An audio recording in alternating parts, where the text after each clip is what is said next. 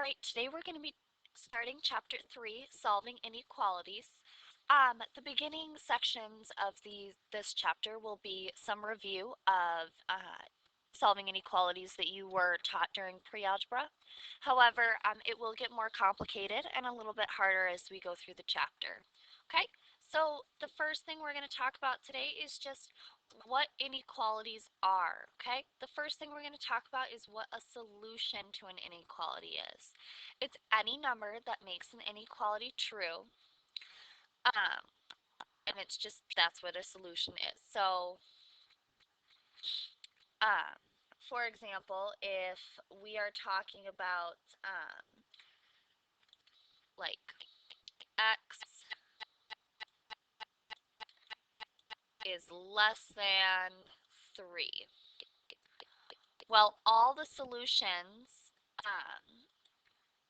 that make that statement true. So we could do 1, we could do 2, okay? We could do negative numbers. However, we can't do like 4 or 5, okay? Because that would not make the solution true. All right, if we were to plug 4 in for x, 4 is not less than 3, so it does not make it true. Okay? All right, now, to review some of our symbols that we use while we're working with inequalities. Okay, so we have the less than or equal to sign. Okay, we have the not equal to sign. We have the greater than sign, the greater than or equal to sign, and the less than sign. Okay, so you would read this as x is less than or equal to, let's say, 5. Okay, all right. So when we're working with inequalities, we are going to be graphing them. Okay, we're going to graph them. And when we graph them, we're going to do this on a number line. Now, there are two rules that we need to remember when graphing. We have two different ways of graphing it. We have an open circle or we have a closed circle. Okay? When you have an open circle, you're going to be doing signs like the less than or greater than. Okay?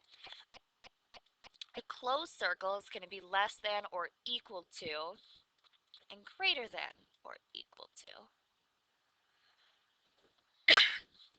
All right, so in this case, I have y is less than 3. Well, I know my starting point is going to be on 3. Now I have to determine whether or not it's going to be an open circle or a closed circle. Well, because it's not equal to, it's going to be an open circle, okay?